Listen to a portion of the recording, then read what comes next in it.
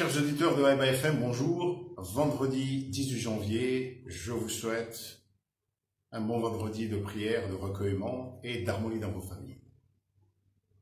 Hier, c'était un jour de fête à Mitsamouli. On inaugurait le tronçon de la route nationale 1 entre l'aéroport et la ville de Mitsamouli. Il y avait des représentants des villages, des dignitaires, des soutiens, des fans du président Azali, et même des adversaires, mais qui ont compris que c'était un jour où il fallait se retrouver parce que on inaugurait une route importante qui allait faciliter la vie de tous les Comoriens, même ceux qui ne sont pas de cette région-là. C'était un jour où on fêtait le développement. Alors, pourquoi le président de la République s'est senti le besoin d'assurer l'Arabie Saoudite, qui a donné l'argent de la route au président Khalil, d'assurer de son soutien, de sa compréhension concernant le meurtre de Khashoggi, du journaliste Khashoggi, au consulat d'Arabie Saoudite en Turquie.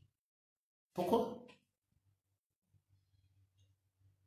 Ce n'est pas la première fois que le président aille, je dirais, pas un peu loin,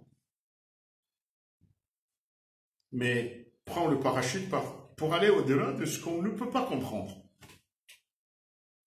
Dans les airs,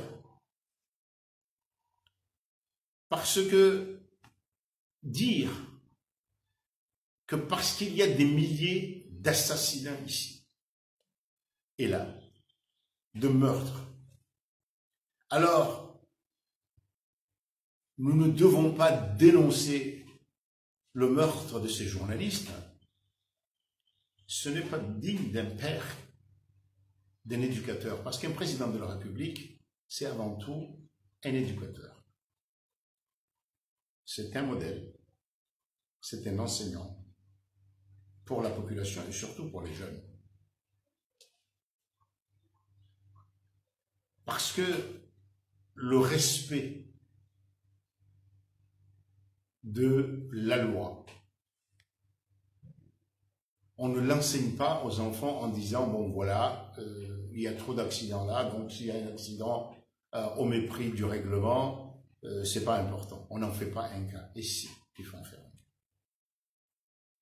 Mais d'abord, ce qui est gênant, c'est que le président demandait à l'ambassadeur d'Arabie Saoudite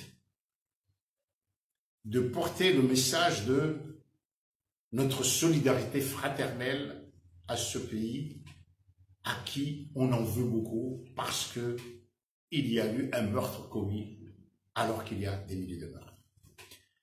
Je ne pense pas que l'ambassadeur pourra faire ça, tout simplement parce que les premiers qui aujourd'hui condamnent, du bout de l'œuvre ou pas, peu importe, mais condamnent très officiellement, c'est le roi d'Arabie Saoudite et tous les princes d'Arabie Saoudite.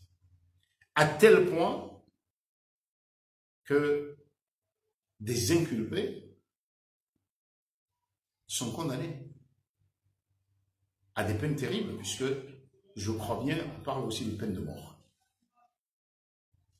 Donc, l'Arabie Saoudite n'a pas dit, écoutez, foutez-nous la paix, il y a eu une bavure là-bas, pensez à l'Irak, en Syrie, à l'Afghanistan, etc., etc., etc. Non.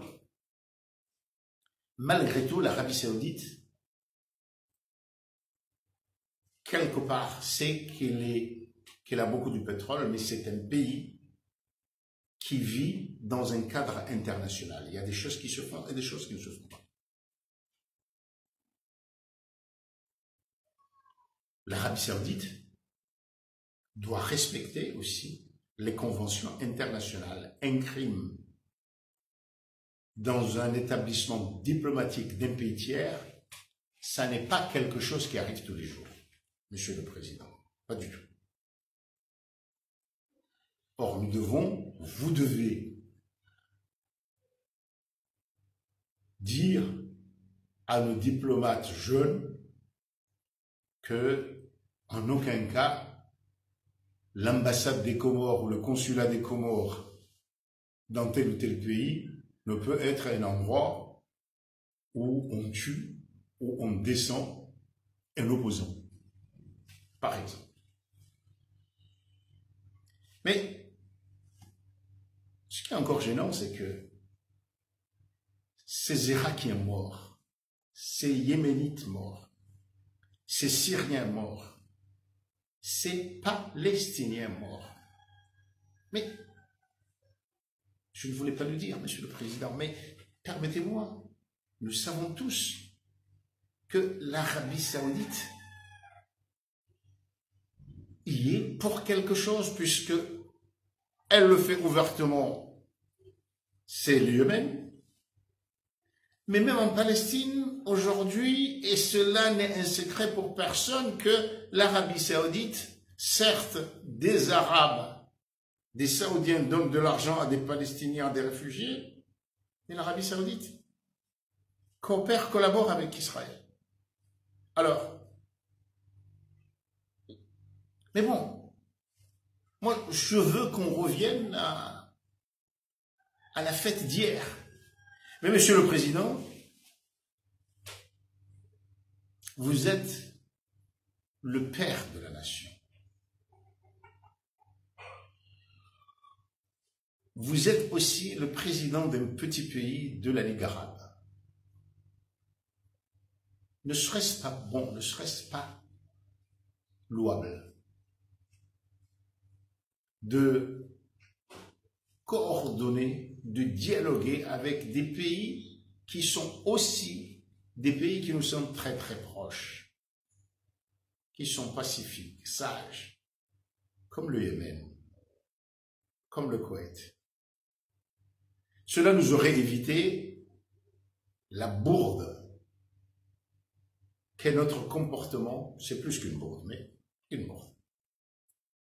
Quand il y a eu le différend Qatar et Arabie Saoudite.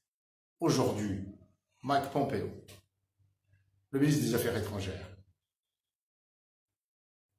fait cette tournée au Moyen-Orient, notamment en Arabie Saoudite, pour dire cessez de faire le gorille, entendez-vous avec le Qatar. Le Qatar qui était un pays qui nous était ami. Aujourd'hui, il est avéré que les accusations qui étaient portées contre lui sont fausses. Je pense, Monsieur le Président, que ça nous aurait grandi si les Comores étaient l'avocat de ce qui nous caractérise, un pays de paix. Et que puis-je dire? J'espère que la prochaine fois où il y aura une inauguration, une fête pour remercier les Saoudiens, on parlera d'autre chose. Il y a des choses qui se font en Arabie Saoudite. Aujourd'hui, les facultés de sciences saoudiennes se développent. Il y a des choses dont on peut se louer. Mais en aucun cas, Monsieur le Président, le meurtre d'un journaliste ne peut pas être n'importe quoi. Pas de vous, monsieur. Certes, il y a heureusement une dizaine de journalistes qu'on tue par an, alors qu'il y a des milliers de morts. Mais même les grands dictateurs du monde qui ont des journalistes dans leur prison, quand ça se passe dans un autre pays, ils condamnent le meurtre d'un journaliste. Journaliste, encore une fois, Monsieur le Président, ce n'est pas quelqu'un qui parle de politique simplement. C'est quelqu'un qui parle de la science, du développement, de l'humanité, de ce qui se fait de bien aussi, qui éduque. Et c'est pourquoi il est important que la sécurité des journalistes soit garantie. Et c'est pourquoi tous les journalistes comoriens et les Comoriens dans leur ensemble espèrent qu'à chaque fois qu'il y aura un nouveau journaliste assassiné, condamné, que vous serez le premier à le dénoncer. À demain.